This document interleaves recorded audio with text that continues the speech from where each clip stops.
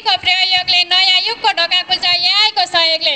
धन्यवाद कार्यक्रम सञ्चालकज्यू, आदरणीय यस सभाको मियोको रूपमा रहनुभएको सभाध्यक्ष महोदय, यस कार्यक्रमको आकर्षकको केन्द्रबिन्दुको रूपमा रहनुभएको आदरणीय प्रमुख अतिथिज्यू, न्यायको तराजुली न्यायसनमा बस्नुभएको निष्पक्ष निर्णायक मण्डल, आयोजकको निम्तलाई स्वीकार गरी यहाँ उपस्थित सम्पूर्ण पाहुनाहरू, अन्धकारलाई हटाई ज्ञानको ज्योति छर्नुहुने पूजनीय गुरुवर्गहरू, ज्ञानका भोका मेरा अग्रज र अनुज विद्यार्थी साथीहरू र मैले यहाँ सम्बोधन गर्न छुटाएका सम्पूर्ण मान्यजनहरू सबैमा स्वीकार्नुहोस् मेरो न्यानो अभिवादन।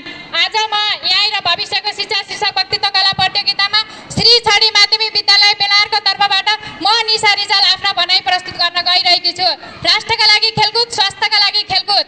16औं राष्ट्रपति रनिङशील प्रतियोगितामा सहभागी भई आफ्ना भनाइ राख्न पाउँदा आफूलाई निकै गौरवान्वित ठानेकी छु।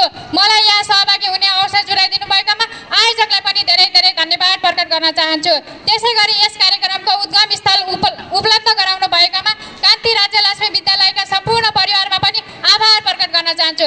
यही अङ्ग्रेजी शब्द आर्टिफिसियल इन्टेलिजेन्सको छोटकरी रूप यही हो, जसको अर्थ कृत्रिम बुद्धिमत्ता, जसले मानिसले चाहिँ सोच विचार गर्न सक्ने, तर्क वितर्क गर्न सक्ने र आफ्नो परिस्थिति अनुसार निर्णय लिन सक्ने एउटा विलक्षण क्षमता भएको यान्त्रिक साधन नै यही हो।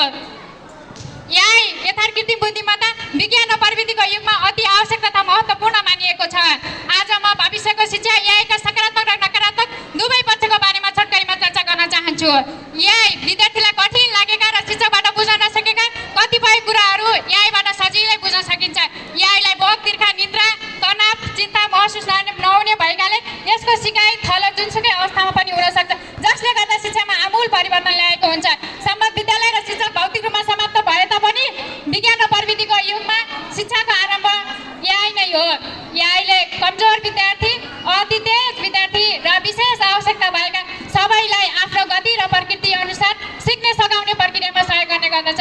यहीले नक्सा, तालिका, चित्र, भिडियो, स्लाइड कक्षामा प्रस्तुत गरी विद्यार्थी र शिक्षक दुवैलाई समेत सिक्ने प्रक्रियामा एउटा सहयात्री हुनेछ।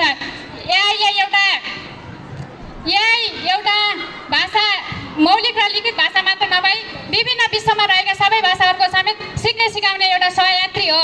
अहिले विज्ञान र प्रविधिको युगमा यही निकै महत्त्वपूर्ण रहेको छ।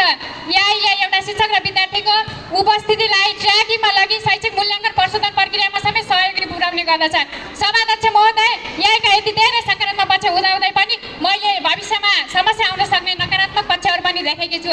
विद्यालय र शिक्षक भौतिक रूपमा समाप्त भएपछि विश्व नै बेरोजगारी रूपमा डुब्ने गर्दछ, जसको कारण विद्यालयमा भएका विकासका पूर्वाधारहरू बेकामका लागि प्रयोग हुनेछन्। एउटा सिकारु व्यक्तिमा रहेको सृजनशीलता र आत्मविश्वासको क्षमता समेत घट्ने गर्दछ। यसले सानाभन्दा साना कुराहरू खोज तथा अनुसन्धान गर्नको लागि पनि यहीको प्रयोग गर्ने गरिन्छ। यहीले एउटा गलत सूचना गोप्यता कम हुने र यसमा यहीको पहुँच हुने पक्ष र यहीको पहुँच नहुने पक्षबीच आपसमा भयानक समस्याहरू आउन सक्छन्। विद्यार्थी साथीहरू, आजको यस वक्तृत्व कला प्रतियोगितामा तपाईँहरूले पनि यहीको सहयोग लिनुभएको होला र मैले पनि लिएकी छु। यसबाट कुनै तथ्याङ्क लिए तापनि, बोल्ने सिप सिके तापनि यहाँ बोल्ने त तपाईँ हामी नै त हो नि। यसबाट के प्रश्न हुन्छ भने यही महत्त्वपूर्ण छ, तर महत्त्वपूर्ण भए तापनि हामीले पूर्ण रूपमा यसको सहयोग लिनु हुँदैन भन्ने यसबाट बुझिन्छ। यही यथार्थ कृत्रिम बुद्धिमत्ता विज्ञान र प्रविधिको युगमा अति आवश्यक छ। यसका सकारात्मक यहाँ एउटा आफैमा अभिशाप नै हो, न त वरदान नै हो। एउटा केवल एउटा आगो जस्तै हो, प्रयोग गर्न जाने न्यानो र उज्यालो दिन्छ, प्रयोग गर्न नजाने गाउँ नै डढाइदिन्छ। यसबाट के बुझिन्छ भने यहीका सकारात्मक पक्षलाई सही प्रयोग गर्नुपर्छ र नकारात्मक पक्षहरू बिस्तारै हटाउँदै जानुपर्छ भन्ने बुझिन्छ। अन्त्यमा म के भन्न चाहन्छु भने यहाँ is useful servant but the danger master भन्दै आफ्नो भनाइको अन्त्यको बिट यहीँ गर्दछु। मैले बोल्ने क्रममा केही जान अनजान भुलचुक भएमा क्षमा चाहन्छु। धन्यवाद।